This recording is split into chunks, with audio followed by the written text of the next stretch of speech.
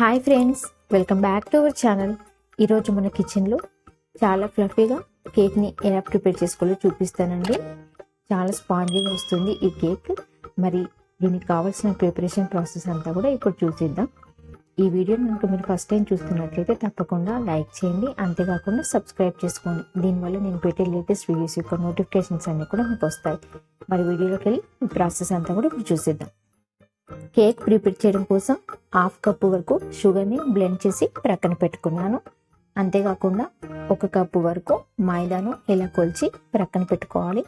ఇప్పుడు ఈ dry ingredients అన్నీ కూడా ఇలా అన్నీ ఒకదాని తర్వాత ఒకటి వేస్తూ జల్లించుకోవాలండి.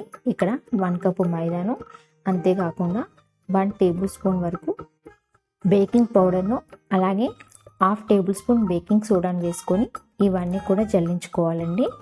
ఇక్కడ ఇలా డస్ట్ పార్టికల్స్ ఏమీ లేకుండా మొత్తం పిండినంతా కూడా చూపించిన విధంగా జల్లించుకొని ఈ మిశ్రమాన్ని అంతా కూడా ప్రక్కన పెట్టాలి. ఇప్పుడు దీనిలోకి చిటికెడంతా సాల్ట్ని వేసుకోవాలండి. ఇప్పుడు ఒక బౌల్ తీసుకొని దానిలోకి ఇలా 2 ఎగ్స్ని వేసుకొని ఈ ఎగ్స్ అంతా కూడా మిక్స్ అయ్యే విధంగా కలపాలండి. ఇది హ్యాండ్ బ్లెండర్తో కానీ లేదంటే విస్కర్తో కానీ బ్లెండ్ చేసుకోవాలండి. ఇక్కడ ఎల్లో ఇష్యూ ఉంది కదా, అదంతా లైట్గా ఇలా నురగలాగా రావాలండి. ఇలా లైట్ కలర్లోకి చేంజ్ అయ్యేంత వరకు కూడా చాలాసేపు తిప్పుతూ ఉండాలి. ఇప్పుడు దీనిలోకి ముందుగా మిక్సీ పట్టి ప్రక్కన పెట్టుకున్న షుగర్ పౌడర్ ఉంది కదా, 1/2 కప్పు షుగర్ని పౌడర్ చేసుకుంటే 1 కప్పు వరకు షుగర్ పౌడర్ వస్తుంది. ఇలా 2-3 బ్యాచెస్గా కొద్దిగా యాడ్ చేసుకుంటూ ఇదంతా మిక్స్ అయ్యే విధంగా మొత్తం కూడా కలపాలండి. ఇక్కడ ఉండలు లాంటివి ఏమీ లేకుండా మొత్తం కూడా ఇందులో మిక్స్ అయ్యే విధంగా మొత్తం కూడా కలపాలి. ఇప్పుడు దీనిలోకి 1/2 కప్పు వరకు ఆయిల్ని తీసుకోవాలి. ఇక్కడ రైస్ బ్రౌన్ ఆయిల్ కానీ లేదంటే సన్ఫ్లవర్ ఆయిల్ని కానీ యూజ్ చేయండి. స్మెల్ రాకుండా ఉన్న ఆయిల్ అయితే ఏదైనా పర్లేదు. దీనిలోకి 1 టేబుల్ స్పూన్ వరకు వెనిలా ఎసెన్స్ని, అలాగే 1/2 టేబుల్ స్పూన్ వరకు ఇక్కడ పైనాపిల్ ఎసెన్స్ వేసానండి. లేదంటే ఈ ప్లేస్లో కావాలంటే మీరు నిమ్మరసం అయినా కూడా పిండుకోవచ్చు, లేదంటే స్కిప్ చేసినా పర్లేదు. ఇలా వేసిన తర్వాత ఇదంతా మిక్స్ అయ్యే విధంగా ఒకసారి మొత్తం కూడా కలపాలి. ఇప్పుడు ముందుగా జల్లించి ప్రక్కన పెట్టుకున్న పిండి మిశ్రమం ఉంది కదా, అదంతా కూడా కొద్దిగా మొత్తం కూడా ఇందులో వేయాలి. ఇలా మొత్తం వేసిన తర్వాత ఇదంతా మిక్స్ అయ్యే విధంగా కలపాలండి.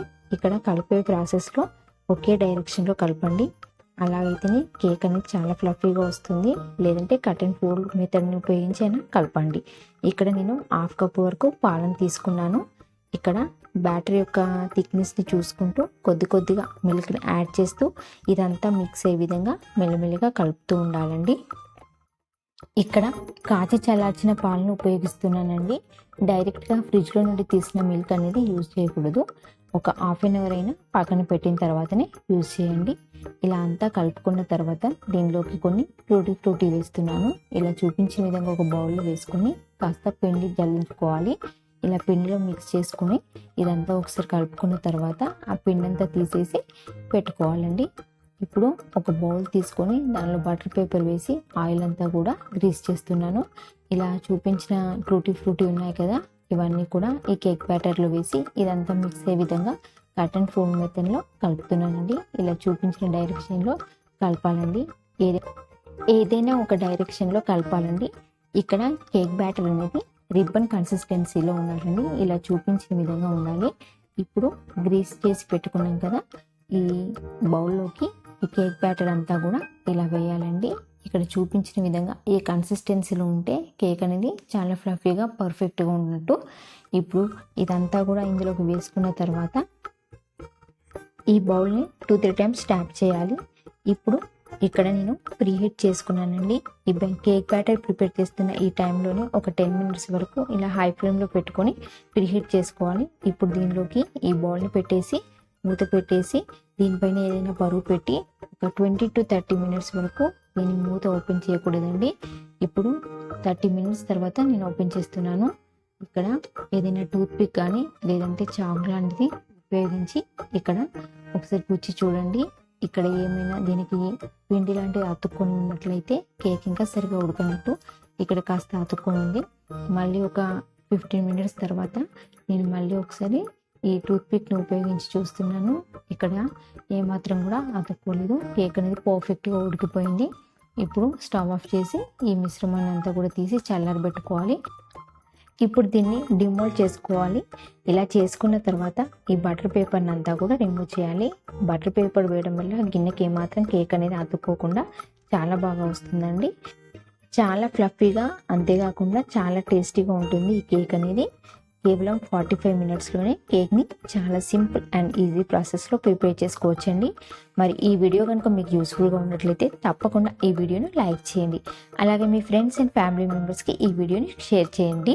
అంతేకాకుండా మీరు ఫస్ట్ టైం కనుక ఈ వీడియోని చూస్తున్నట్లయితే తప్పకుండా ఈ ఛానల్ని సబ్స్క్రైబ్ చేసుకొని పక్కనే ఉన్నటువంటి బెల్ ఐకాన్ నొక్కండి.